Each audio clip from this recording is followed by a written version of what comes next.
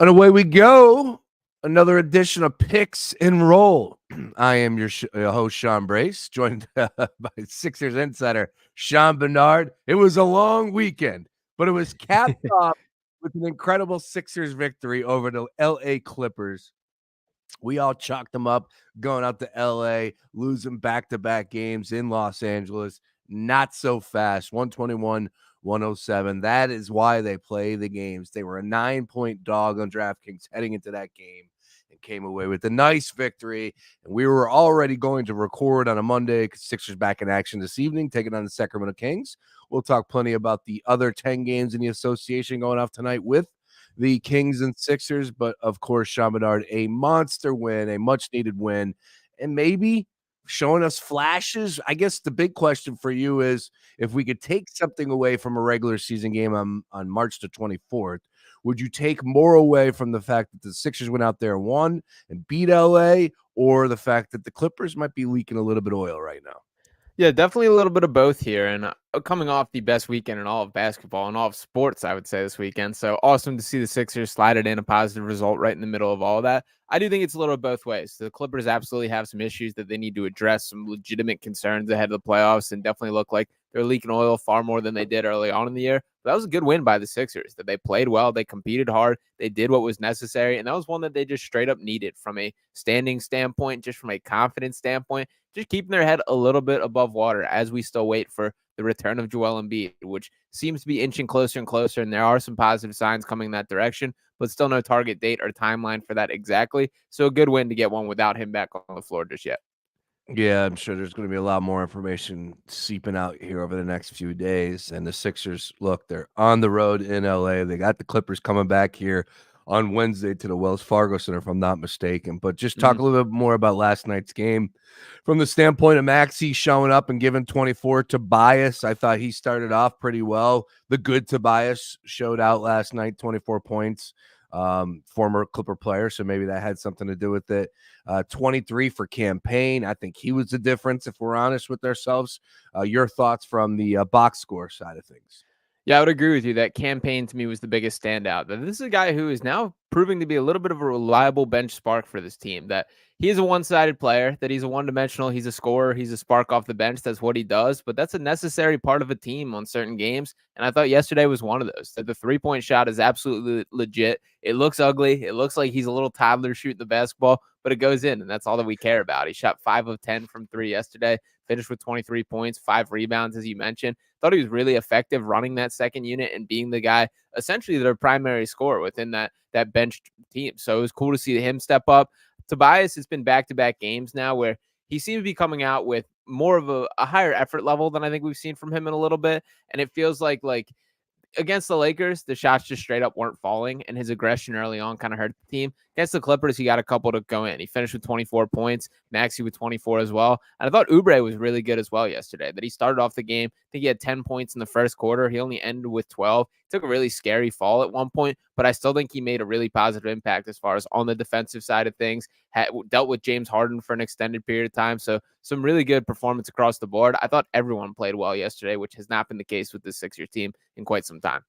Currently, Sixers are sitting in the 8th seed, 39-32 on the season. Just incredible. Do you have the numbers off the top of your head, what they are without Joel Embiid and what they were before he got hurt? Because it has just been such a drop off. But 39-32 currently in the 8th seed right now.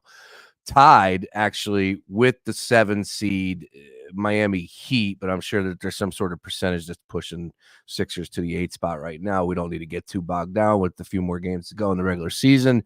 It is not looking, if I'm a gambling man, this is a gambling show, Sean Barnard, Picks and Roll. It's not looking like this team, depending on if Joel Embiid returns and when he does return, it's not looking like this team is going to be able to miss the play-in game. Would you agree with that?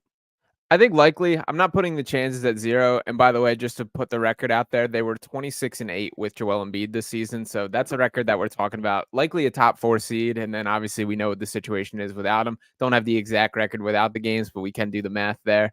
I'm not putting it at 0 that they sneak out of the play-in. That looking at the matchup, the Pacers currently holding that 6th seed. They're only a half game back tied with the Heat. The Sixers are, so they're in the short end of the stick when it comes to the tiebreaker for that. So it's going to be a tight race. They're not in the pole position, as some would say, with this. So I don't feel great about it, but I'm not putting it at 0 that they can find a way to sneak in. It all depends on when Joel Embiid's coming back. That if we're getting like a 8 to 10 game sample size with Joel, I think there's a world where they can cruise in and get that 6 seed. I think it's unlikely that that's the case. I think it's more likely we're probably looking closer to maybe even those final 3 games or final 5 games or something like that. But they do end the season on a pretty easy stretch, which to me is a huge positive sign and could be impactful matchups there. Yeah, because this stretch that they're currently on is it's been a little bit of a nightmare. Of course, you're going on the West Coast. You're playing the Suns, Clippers, Kings, all teams with potential Lakers, of course. Who said pole position? Why is that? Why'd you get a chuckle out of that? Somebody said that. Yeah, I'm sure. I think it was Mike Oh, Tomlin it's talking Mike about Tomlin. that with Russ and Justin Fields. That's why it was in my brain. Nice work by you. Way to work that in. Yeah, Mike Tomlin at the meetings today said the pole position right now, Russell Wilson is front and center, but Justin Fields can go out there and win that starting quarterback job. All right. Again, Sixers, there's a lot, right? And it all is what's happening with the big man. What is the latest? Adrian Wojnarowski, Ramona Shelburne, what are you able to what are you hearing and able to sniff through what's real and what's not? And I guess maybe anything locally that we're hearing differently?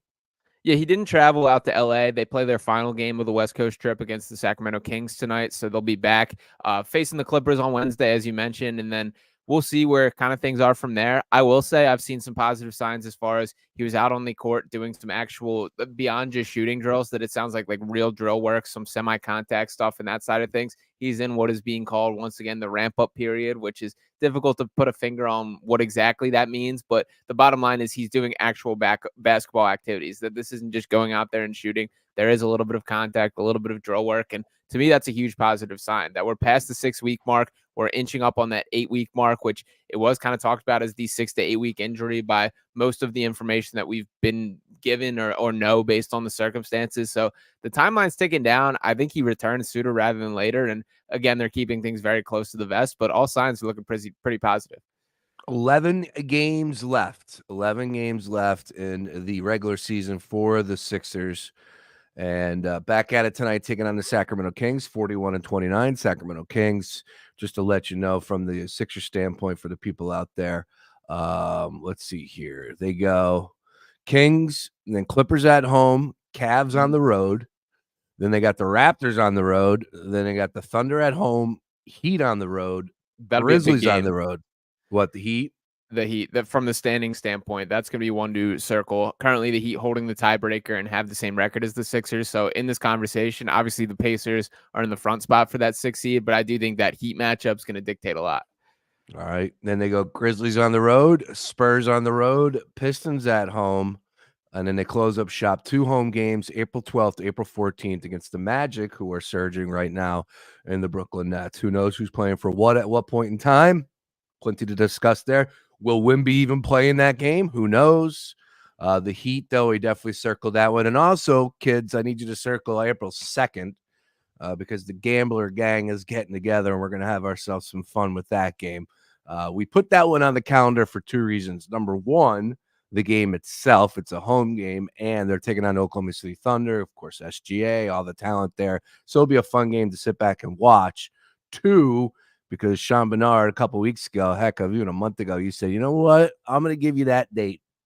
Keep your eye on April the 2nd, that Joel Embiid could be back in a Sixers uniform. So we had some fun on that one, and we're going to be doing a watch party, but more details will be a little bit released this week.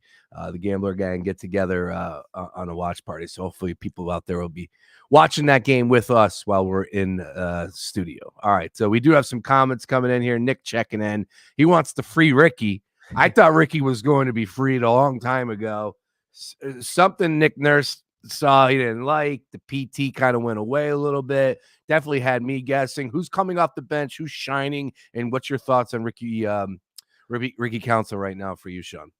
Yeah, he's unfortunately caught in the basketball politics world of being on a two-way contract, that the opportunities are always going to be presented to the guys on standard deals first. My personal frustration is I think he should have been converted to a standard deal a couple weeks ago at this point. Sixers are still cycling guys. That DJ Wilson's been the new guy brought in as on a 10-day contract. Kai Jones ultimately did not work out there. It was unfortunate he picked up a hamstring injury in his debut with the Blue Coats, so didn't get a true chance to see what he looked like. Frankly, I'm still a fan of his game and would have liked to see him at the NBA level, but circumstances did not dictate that being possible. I think they're just being, a lot of it has to do with the cap, that they want to play things as tight as possible, that they're still doing the dance of trying to stay under the tax and avoid that number. So by rolling through these 10-day contracts and staying above the roster limit there, you do save yourself a little bit of coin. Giving Ricky a standard deal. And by the way, this could be coming from Ricky's end of things as well, because if he signs a contract, the only way it's prorated to this point in the season, if it's a minimum contract, my guess is he perceives himself, and likely for good reason, as above a minimum player. And I think he might be holding out to the end of the season for that to be the case. But with him on a two-way, there's limited number of games you can play him. And as of now, he won't be eligible for playoff minutes. So I think a lot of it has to do with that. It's unfortunate. He deserves to play. He's made an impact every time he stepped on the floor, and I like his game quite a bit. But I think this has way more to do with the behind the scenes than anything on the actual basketball floor. Interesting. All right, great breakdown there. As far as we'll go into, I'm just trying to catch up on anything Sixer related from a topic discussion. I'm sure a lot of us, hand in the air, was all in college hoops last week. So it started on Tuesday for a lot of us, and it didn't stop till last night after midnight. So anything big that we're missing right now from the Sixers perspective that you think is important for Sixers fans to know, other than the fact that the box score, the final score, all that, and Joel Embiid?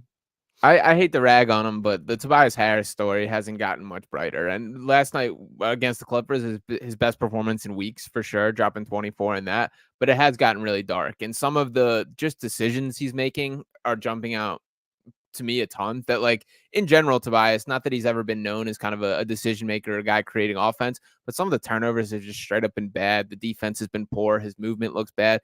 It feels like it's beyond just him in a shooting slump, that this feels like a legit mental issue that he's having on the court, whether he's in his own head or whatever the situation is. So I do think that's something to note. I don't have super high expectations for him turning things around, but that's still something you got to keep an eye on come playoff time, that these Sixers need him to at least be a competent player on the court. We're not expecting him to carry this team in the way that he's kind of been asked to do over recent weeks once Joel returns to the floor, but it's been really frustrating the level that he's playing at. And for Tobias specifically, we're talking about a dude on a contract year, on an expiring, that I'm very curious what this does to his market come free agency. But I do think the writing is very clearly on the wall that these will be his last stretch of games in a Sixers uniform. That was definitely going to be a follow-up because, I see a lot of people discussing what's going to happen in the offseason, and we have no idea. Let's get there first, right? You have no idea, especially in this league, who's upset, who's frustrated, who wants to leave, so on and so forth. So I'm not going to ask you, will Tobias Harris even have a chance at coming back, because we never know. But what's the story of Paul George and that whole rumor being concocted that I see on the timeline? Again, I thought he wanted to stay in LA. I thought that LA gave up a ton to get him. I didn't think he was going to ever leave. And now I'm seeing possible reports of him being tied to the Sixers. Where is that coming from? Yes, I do believe he wants to stay in LA, that he's a LA guy. He's from that area, that I think the goal of him was to go there and retire there, that to play out the rest of his career. It does feel like there's a bit of a holdup on the contract extension, that they did give Kawhi Leonard a contract extension early on in the season, and Kawhi accepted a deal slightly below the max, which I think was his way of saying, I want to sacrifice to make this work for everybody. But each player's got a little different view on the money side of things. And for players, obviously we know, like, even the worst player in the NBA is getting paid quite handsomely by normal human being standards. But there is a little ego tied to this of, I don't want to be taking a pay cut, that I want to be perceived as a max player and all these things. I don't know if that's what's going through Paul George's mind, but it does feel like this should have happened weeks ago and hasn't. And the other guy to keep in mind here is James Harden, that we knew the situation, how money oriented he was, and how much that played into the decision of forcing his way out of Philadelphia. That was the primary reason why he opted into that player option and then did the dance of forcing a trade, was to create the opportunity of being traded to a team where he can then get an extension on, and that is the Clippers. They got a lot of money set to be put on the books if they do re-sign both these guys, 4 guys with legitimate injury concerns and who are on the backside of their career. So there's some tough decisions being made out in LA. if they're not viewing Paul George as a significant building block piece, it wouldn't surprise me if he hits the open market. And he is the type of player that you can plug and play on any team, that he's pretty much a seamless fit in today's NBA against anybody on any roster. And especially on these Sixers, when you have Tyrese Maxey and you have Joel Embiid, Paul George, kind of the block that can connect them as the small forward piece there. So I do think it makes sense for the Sixers. A lot of this is going to be dependent on what happens within the walls of the Clippers organization and what their decisions are there. I'm not saying the chances are zero, but it's not something that I would be rushing out and guaranteeing is going to happen. 34 years old on May the 2nd. Yeah. So he's getting a little up there again. We just don't know how this works out as far as off season is concerned. I'm not buying it. I think the Clippers gave up a ton, and at the end of the day, they got a lot of money. They got a lot of capital, brand new arena.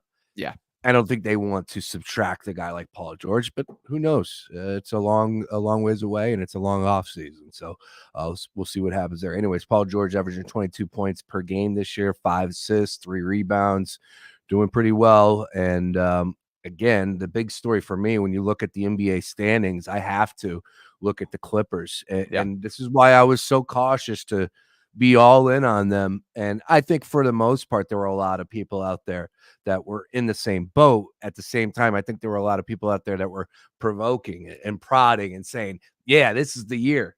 Hold up. Let's get there. It's a long season, 82 games. We're not even at the playoffs. And right now, the Clippers have the last 10 games, they've lost 5-5. So they're 5-5 in the last 10, kind of up and down. They're now 44-26. They are no way in the running for the overall 1 seed at 5.5 back. Nuggets currently hold that spot. Thunder 2, T-Wolves 3, then the Clippers. Pelicans are right there. Suns are right there. Hell, the Kings are only a couple games back from the Clippers. So who knows what we're looking at, but the shiny, rosy feeling that I was having about the Clippers in the first half, nowhere near as existent right now as we speak. Sean Barnard, your take on the Clippers, and I will put out there that playoff basketball is going to raise it up a little bit. We know that, but again, you are, lack of a better term, you are looking for James Harden to raise his game in moments that he doesn't do it. So I get it. You got, Kawhi, you got Paul George, you got some really good players on that squad, but I just don't know if that's going to be something that you could snap your fingers and turn on the light. Let's just put it that way. Yeah, and I would say this even feeds into kind of the Paul George speculation even more, is that there are some quotes that are coming out a little concerning. Paul George questioning if the team even has an identity about a week ago, which is not what you want to hear at this time of year whatsoever. And especially when there is that level of talent, that it did look like things were clicking at the midpoint of the season, and they've kind of fallen apart there. That even in a game like yesterday against the Sixers, there were stretches of that game where they just felt disjointed as a team, and that just should not be happening, especially now that you have this many games logged together and kind of figured it out. I will say they have had a couple injuries. Russell Westbrook, who's a guy who I know people feel pretty negatively about at this point, he was a guy that I think impacted winning for that team, that he was a guy that consistently would come off the bench, provide an energy spark, and he absolutely has limitations in his game, but for what he brought, I thought was important to what that team needed. So they've been without him. He sounds like he's nearing a return. I think that will be valuable just as an off-the-bench spark. He's still capable of doing that in his career. I'm still not willing to count them out just on the Kawhi Leonard factor, that I think it should be noted just how impressive the season has been by him and the best he's played in several years at this point. He's still that top end guy that if he can lead this team on a run, that says a lot about Kawhi. And frankly, he's the talent level to be capable of doing that. So I'm not saying I'm out on this Clippers team.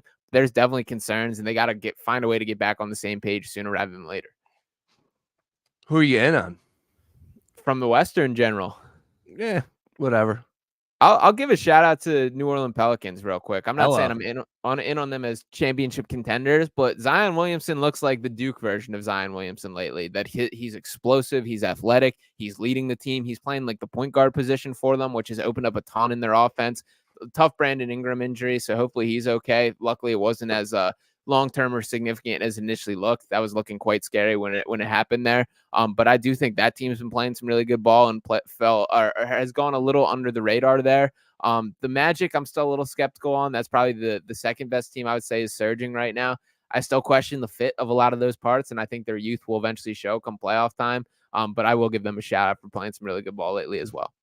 Currently on DraftKings Sportsbook to win the West, Nuggets plus 140, Clippers plus 320, Thunder 8-1, Suns 9-1, T-Wolves 13-1. We'll go to the Mavericks 13-1. Are you still, we're going to be a little all over the place because I got some fun topics we got to get to. And Nick's checking in. Any shot the Lakers are making a run this year?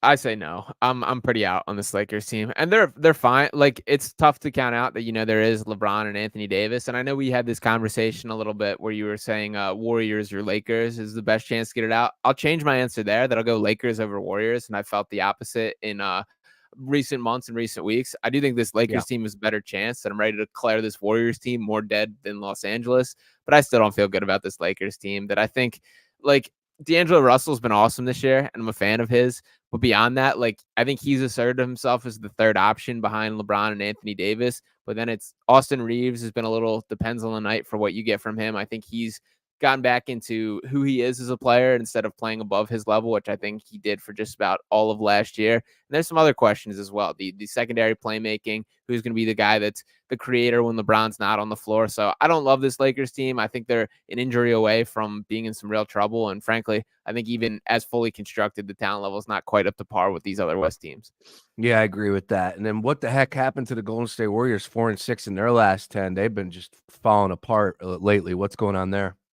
Yeah, the Steph Curry thing's weird to me. That Steve Kerr had a little bit of an interesting back and forth at his press conference last night. Steph Curry played 30 minutes yesterday, and Steve Kerr basically saying, like, we're not going to just ride Steph's coattails as we have the past 15 years. We have to preserve him. And I understand the point there, but I think he's underselling like how little 30 minutes are. Like, the best players in the NBA are logging 40 plus a night. There's a lot of players over that. Not a lot, but the top guys are eclipsing 40 minutes a night. And that should kind of be the standard. That Steve Kerr was kind of arguing. So you're saying if I played him 35 minutes, we get the win tonight. And I wholeheartedly disagree there.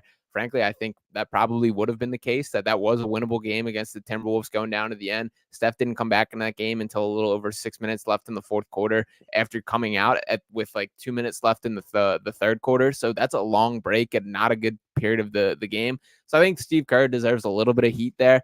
I do think also like Klay Thompson is just unfortunately not looking like Klay Thompson again, that it's looking clearer and clearer that this is a guy that's aging at a rapid rate and that his best days are behind him. Draymond still having a very good year overall from the encore stuff. The noise is still there, but I'll give him another shout out that he's been shooting the ball better than he has in years. I still think he's providing positive offense in a way where there's stretches where he haven't. I don't know. It just feels a little all over the place, that things don't quite connect. And I think like the wheels are falling off this dynasty run that we've seen for so long. All right. Another thing I got for you. When the heck did ESPN Plus get to $10.99 per month? Wow. That I don't know. When the hell did that happen? Good grief. Yeah, I let my my credit card. I had to get a new credit card. And I do it like once every 3 years, or a new ATM card, whatever. And that's what all my stuff's logged into. And then I always like to just say, all right, I'll update it and now see what I'm paying, what I'll do. Right. And all that adding up. And man, some of these subscriptions are ridiculous. $10.99 for ESPN Plus. I bring that up because there's a fun conversation about the prospects for the mock draft, which we will get into in just a second. We had a fun, spirited debate via the text message about the one and only Mr. Zach Edey. With that, though, let's go ahead and hit tonight's card, though. Sean Barnard with us here. All things NBA. We got 11 games in the association. Woo, front and center. Although women's game, no joke tonight.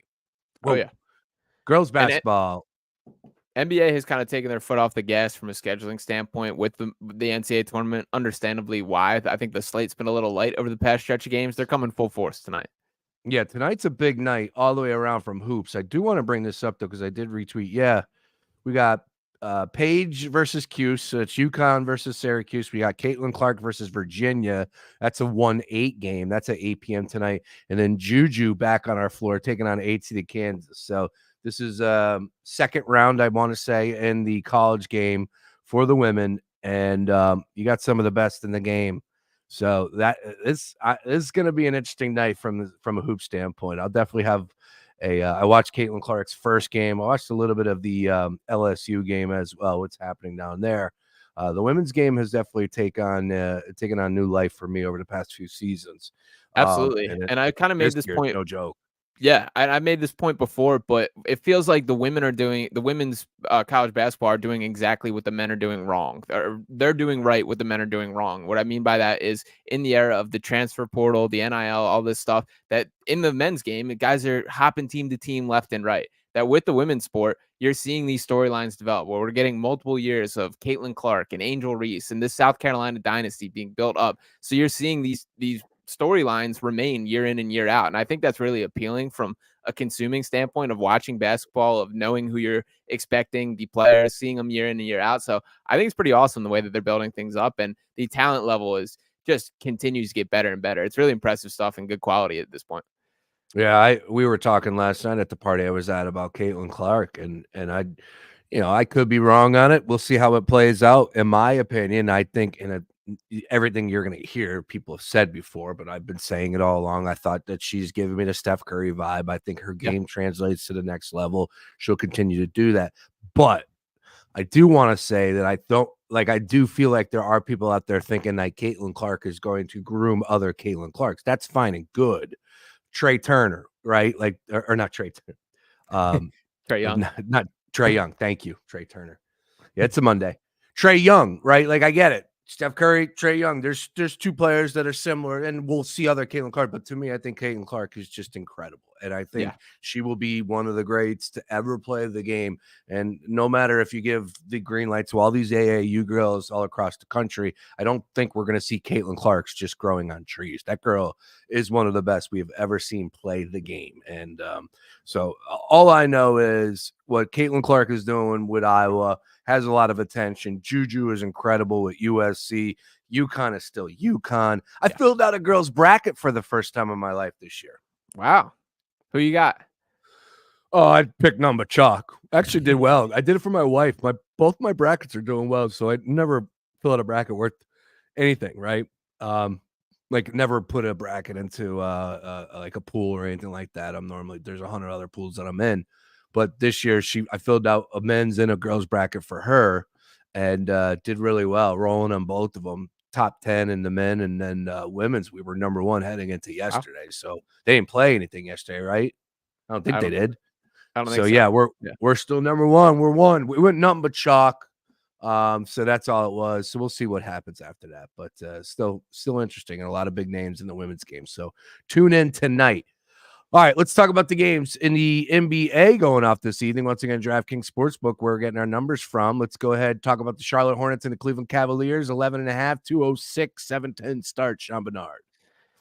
Yeah, I'm not a Cavs backer, but I still think they roll here. They're playing good ball, and the Hornets just really they showed a little bit of a pulse over recent weeks that I was a little bit impressed with. That Brandon Miller, I do think, is going to establish himself as the foundational piece of that team over the long run. I think he's kind of kicking LaMelo out of the way as far as setting the identity of that team, which is going to be interesting to see how that plays out. But ultimately, I think the Cavs run away with this one pretty comfortably, cover the 11.5 point spread. The Cavs are in playoff mode. That they're focused, they're zeroed in, and they're playing pretty solid ball. So I'm still not a believer come them in the long term, and they have been struggling of late as well. 3-7 in their last 10 and lost their last 3 leading into this one. But I do think this is a gap in talent that they should jump on. I think they're just straight up way better than the Hornets, and they'll prove that by winning by 12 plus tonight.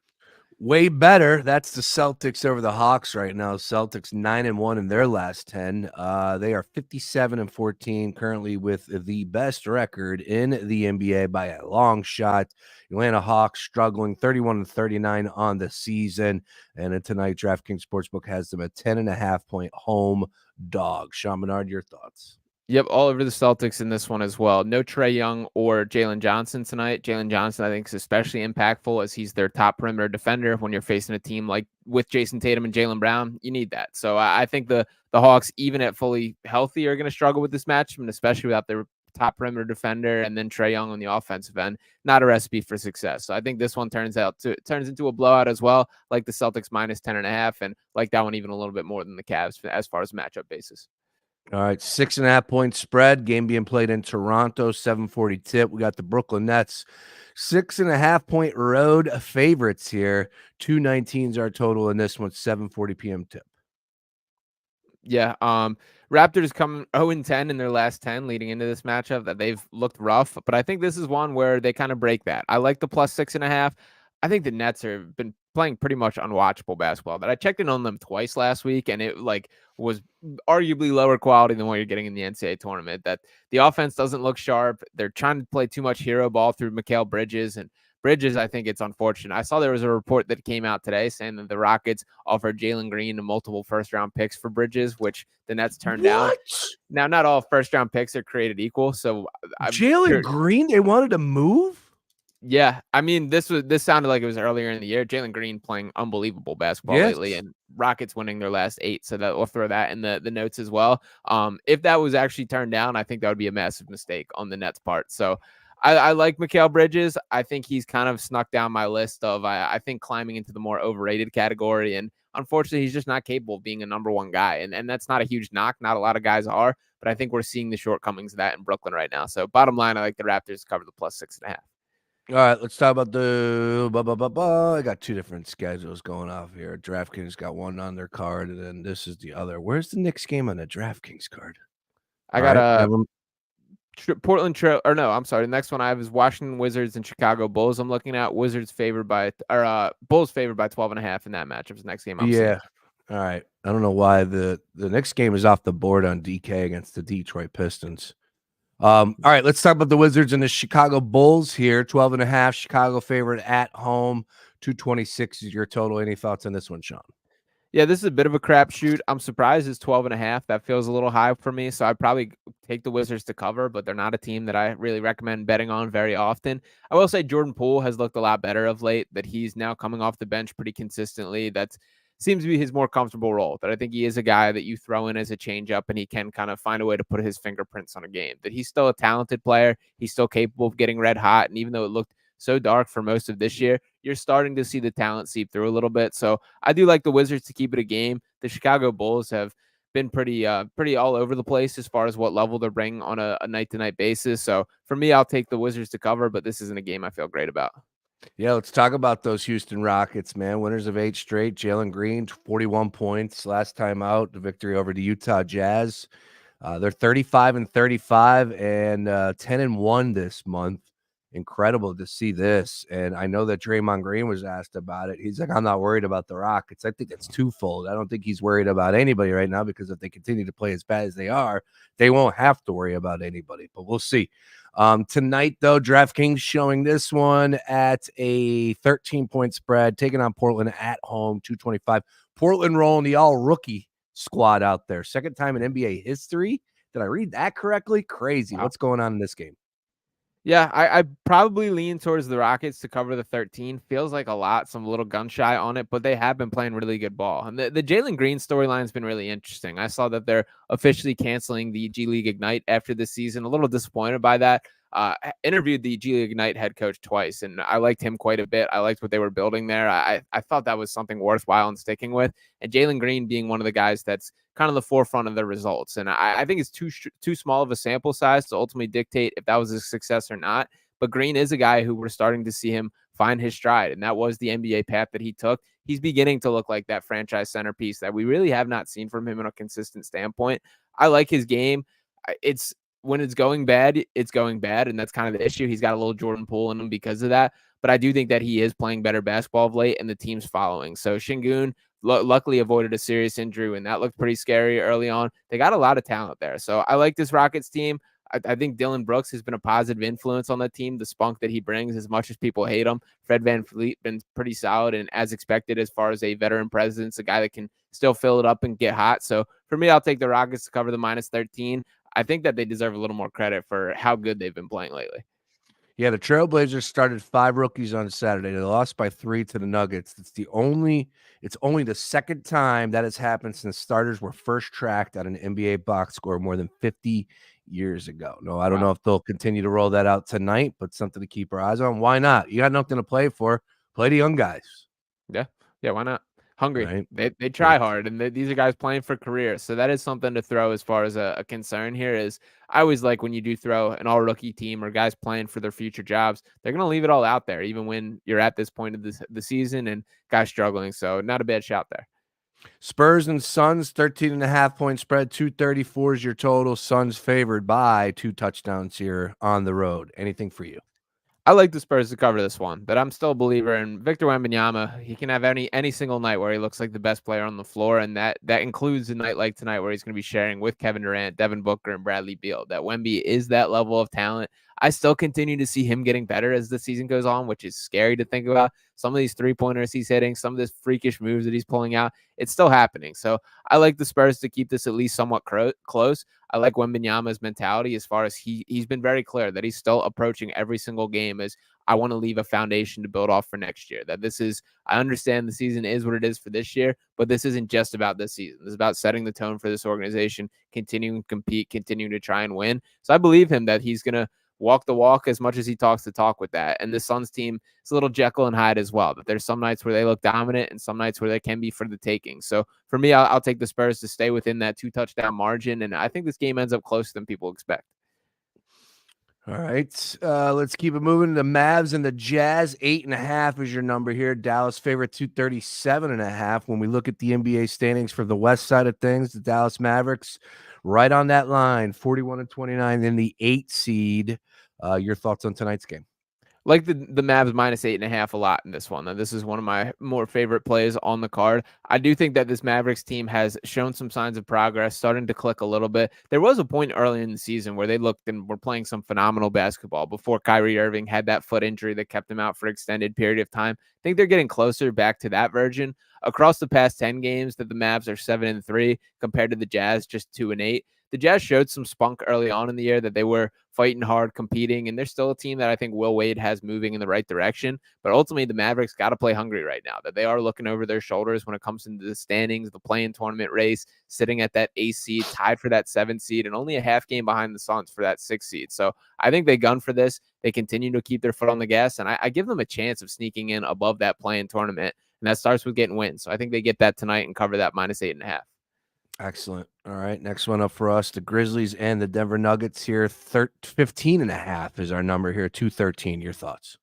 Yeah, I like the Nuggets to roll here. The Grizzlies, they're still competing hard, and they fit a little bit similar to that Trailblazers category that we were talking about of young guys that are playing for their future careers, trying to create the pathway for them to have sustainable life in the NBA. But the Nuggets, they're rolling. That they are. It feels like they're taking the regular season serious, even more so than last year. And I think a lot of that has to do with how tight the race is for that Western Conference. As you mentioned, the Nuggets currently holding the first place lead. The Thunder just a half game behind them, and the Timberwolves just 1 game behind them. So they got to be constantly looking over their shoulder. They can't afford not to keep their foot on the gas. And I think they show that tonight. Cover the minus 15.5, and that Nikola Jokic and company make it a blowout pretty early on. All right, we'll save the best for last. We'll go to 10:40 here. The Pacers and Clippers, 6-point favorites at home after losing last night. 233.5 is our total here. I guess it comes down to what are we going to get from the Indiana Pacers. Actually, it goes both ways. What are we going to get for both teams? Good luck on that. Pacers currently in the 6th seed, 40-32. Can they go in there and beat up a Clippers team that's down on themselves right now? I think so, yes. Will I bet it? Probably not, though. Where are you at in this one? Yeah, this is one that I would stay away from a betting perspective here, that both these teams are, you never know what you're getting on a night-to-night basis. And from the Sixers side of things, I will be rooting for the Clippers tonight, that the Pacers are the team that they're fighting on the heels of, that at a 40-32 record, have a half-game lead above these Sixers for that 6th seed right now. So they could use a little help from the Clippers after going and beating them yesterday. I think I like the Pacers +6. I think this is going to be a game that goes down to the wire. To me, that I'll just side with the underdog from the standpoint of I don't think there's that big of a difference between this team. I will mention Tyrese Halliburton really struggling of late, and it's really disappointing how significant the fall has been from early on. He looked like a guy who looked like a lock for the All-NBA first team for the start of the season, and frankly, he might not even crack any of the All-NBA teams at this point. No, he dealt with the hamstring injury. I do think his burst looks a little bit different than it did at the start of the year, which is disappointing. But ultimately, I think this is a game that could go either way. Lean towards it being a close game and a pace of keeping it within the +6, but one that concerns me in both directions there. All right, final game on the card. Let's talk about the 76ers and the Sacramento Kings. 9.5-point spread on the road in Sacktown. 222, 10-10 tip. Come on, Sixers. Let's keep it going. Where you at, Sean? I like the +9.5 here. That the Kings are a team that have played down the competition throughout the entirety of the season. They've had some really bad losses on their resume, and while they definitely have peaks where they look really good as well, I don't think they're capable of quite blowing out a team like the Sixers. I think the Sixers will stick with them, that this remains a game for the entirety of it. I'm not fully rolling out the plus 310 on the money line either, that I get it to back-to-back. It's in Sacramento. Obviously, it's a tough place to play with the light, the beam, and the crowd that pops out to those. But I do think that the Sixers team is not that far off from this Kings team. It's going to be fun to watch De'Aaron Fox and Tyrese Maxey going head-to-head, the two guys that I would consider 1 and 2 for fastest players in the NBA. So it'll be a cool little Kentucky matchup in the backcourt there between those two. I like the plus 9.5 in favor of the Sixers. I think they keep this one competitive all the way through the end. Excellent. All right. I'm right there with you on that one. I'm thinking that we got a 76ers tight game off of what we saw yesterday, get some of that, a loose clubhouse feel, and you're saying, all right, let's keep it going. Let's keep the good times vibing here. And Sacramento isn't anything to worry about. They do have some good players, won't lie about that. Let me ask you about Sabonis. Has he continued his double streak? Yeah, I believe he's over 50 on the year. I'm pretty sure is the number there. The triple doubles as well, that he's I believe over double digits in those on the season. He's been playing some really high level basketball, and the defense is always the downside, that he's going to be a little bit of a negative defender, and I think that's been an area of concern with this Kings team as a whole. But he's been the offensive hub for that team, that he playmakes, he runs essentially the entire half court offense. It's Fox getting the job done in transition, and Sabonis running the sticks in the half court. So been really impressed with him. And for my case, I think he's the third best center in the NBA, which I don't think he gets that type of recognition on the wide scale there. 53 straight. He's right now tied. He's top 5. I think Kevin Love was like 3rd or 4th on that list. So he's tied with Love for the longest streak of consecutive double-doubles since 1977. 53 straight. And he's not going to get number 1 because it's Wilt, who has like 220 some, I think. But it's still pretty cool to go ahead and see Sabonis doing what he's doing out there. Hopefully tonight that streak comes to an end. We'll see what happens there. I like the Sixers as well on the road. All right, Sean, I know you've been doing a lot of breakdowns in the college card, talking about especially these prospects. Let's finish on this and the spirited discussion we discussed. Oh, no, sorry. What's your one play for tonight? My one play? I'll roll with the Sixers plus 9.5. Me and you.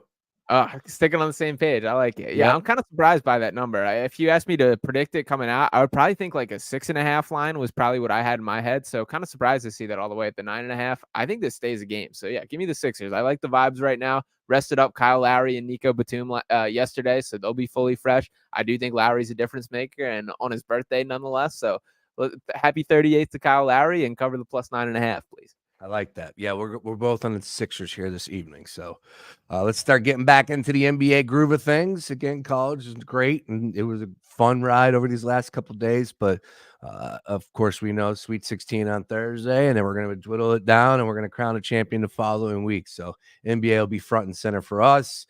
So let's keep it going here. Big card. So a lot of people will be paying attention tonight. And of course, Sixers coming off of that big win yesterday. All right, now let's transition to that side topic. Close up shop here on this one. Zach Edey, Sean Barnard. The question that was posed to the group last night that you and I are going head to head on is Zach Edey a number 1 overall pick, or number 1 pick? Is he a first round pick in this upcoming draft? Not number 1 overall. So 30 picks, will he be selected in the first round? You say no.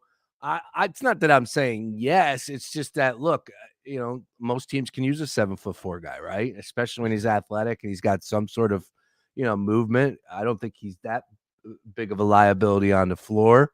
And, I think there'll be some general managers out there that say I could probably do something with that guy and take a shot, maybe trade back into the first round, whatever it may be. It's going to be dicey. I did see a mock draft that had him in the second round. I did see a mock draft that had him in the first round.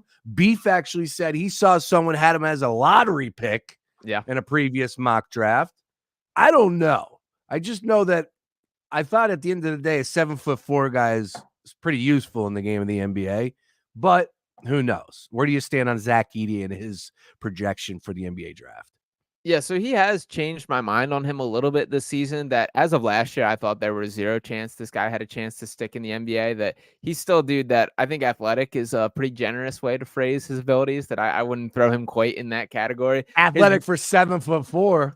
I guess. I mean, that's a small sample. More athletic than Taco Fall is, I guess, what you're really saying there, who, by the way, is playing in China right now. So I mean, with Zach Edey, he's had too much collegiate success, and there's too much in the idea of him that I don't think he will get an opportunity. I don't think he's a first round pick. I don't see a world where he's anything more than a backup center rotational big man. That when you look at his game, what has changed my mind and why I think that he will somewhat stick in the NBA is he has gotten better in his movement, his footwork. He's not a zero when it comes to being switched out on the perimeter, which he once was. And obviously with the 7'4" frame, that he's got quite a bit of a radius to make up for as far as guys beating him and him be able to recover with a block. He's an automatic double-double. And again, like over 20 points per game. Where my hesitation is offensively, he's going to be a zero in the NBA. Like, you're never going to play through the post. Guys don't play out of the post really at all. And with his size, he's not going to look quite as massive when it's Joel Embiid that he's facing off at than it does when it's, whoever the next guy is that is studying for their geometry quiz the next day at the college level right now. And then defensively, like, it's just, there's a ton of limitations that teams are going to be pointing him out and trying to get a switch on him on the perimeter every single possession he's out there. He's going to have to play pure drop coverage, which some schemes don't allow. I could see him being a backup big for like the Milwaukee Bucks. Brook Lopez, I think, is a guy who has made the most of his skill set and is pretty much purely plays drop coverage. But Brook Lopez, probably the best 3-point shooter from a big man in the league. So Zach Edey is going to have to develop that area of his game as well. He'll get an opportunity. I don't think he's a first-round pick. I definitely can name 30 players that I believe would be better NBA players than Zach Edey, but he's too talented and has had too much success not to at least get an opportunity at the NBA. All right. It's going to be close. I could see him going in that second round. I could also see, like I said, some teams saying, you know what, why not? Let's give him a shot. But as we discuss this, I'm probably leaning more towards you than anything. However, that's not where my money is. We're going to fire up that cut app and get that on there. And we're going head to head on that one. Actually, this mock draft that I have has him going 32 to the Pistons, or via the Pistons to the Toronto Raptors. So he's going to be right around that number, and we'll see what teams out there want to do something. As far as Tankathon, which is generally my preference for a lot of this research, has him at 33. So he is going to be right on that cusp. We know, like, the value of big man has become so diluted at the NBA, and like there's so many red flags with his game and his style of play. I mean, Purdue is borderline unwatchable basketball at times. Come on. If you want to be critical of like a Joel Embiid foul baiting, like, to me, Zach Edey's way less tolerable. It's just like, the bag, his one move he's going to, and it's like how the game is refereed impacts Purdue's chances of winning more so than any team in the entire college basketball and really the basketball world. So I don't know. I think he gets an opportunity because he's 7'4" and has shown some great success at the college level, but there's some surefire red flags there. Yeah, and it's crazy because all these names in this mock draft, like the Corinne's Taipans, I got a French mock draft or a French player. I got NBA Africa Academy 22nd here. All these Ignite games, all these Ignite players, like, this is really tough. And of course, all the collegiate level, the players that we're seeing right now in the tournament that are still playing A or B, the expectations there, like Kentucky with those two players at the top. It's crazy right now. What's going to happen with the Ignite now that that's disappearing? What happens now? I mean, they'll shut it down. I guess like the commitments that they have coming, those guys are going to have to find new places to play. I'm disappointed by this, that I don't think they've combed out the details for what the future of those type of guys are. I think it was a worthwhile just project that they should have stuck with. I think it was a good alternative route for guys. But in the changing landscape with NIL, where these guys can get paid to play college now, that's now an appealing route for guys that essentially was their way of skipping the line of having to wait a year, that you can make some money at the G League level and then eventually enter the draft next year. That obviously is being taken away. So I'm interested to see what the full details of that are. But yeah, for me, this is a disappointment. I would have liked to see that stick. All right. Sean Barnard, fantastic episode here. We're back. Let's go. Let's keep it going. NBA playoffs, 11 games away for a lot of these teams. Yeah. We got NBA players possibly being drafted, or college hoops players will be drafted in the upcoming NBA draft that we're watching right now with some of these players. Who's the best player that's left that will be coming up in the NBA draft? Sean Barnard, let me ask you that one off the top of your head. As far as highest draft pick? Yeah, well, just best player in your mind that could possibly go high or have a more of an impact in your opinion. Somebody that is in the final 16 teams here that definitely has NBA potential. Probably Stephon Castle out of UConn. He's a guy that I'm not as in on as I think a lot of people are. I like the idea of him, but he's not quite as good enough of a shooter. In my mind, he's a freshman and he's young and you see the pop. I think this UConn team's got a lot of talent. Donovan Klingon's another guy that I think is going to translate well to the NBA. And when you have kind of the Zach Edey conversation, I think looking at how Northwestern looked against a UConn was like a clear example of a guy that does translate as a disruptive defensive weapon. That's Klingon to me. I think Castle's probably the guy that goes highest out of the remaining players in this, but overall, due to the reason that you mentioned with a lot of these guys, the alternate pass, there's not a ton of guys that you're going to recognize in the top picks. That it's going to be a lot of overseas guys, a lot of ignite picks, and I think there's a real chance that there's not a college player drafted in the top 5. And I'm not making a firm argument for a lot of these guys. Reed Shepherd and Rob Dillingham, probably the top 2 collegiate picks. And frankly, both of them moved down my list quite a bit in that first round upset. So very disappointing across the board. And unfortunately, not as loaded with college talent this season as I would like it to be the case. All right. Great stuff, Sean. Great episode here. Picks and roll. And be sure to follow Sean at Sean_Barnard1. That's the number 1. I am Sean Brace. Daily Ticket, Monday through Friday, 3 to 6 p.m. We got a lot going on this week. So stay locked in at Fox PHL Gambler.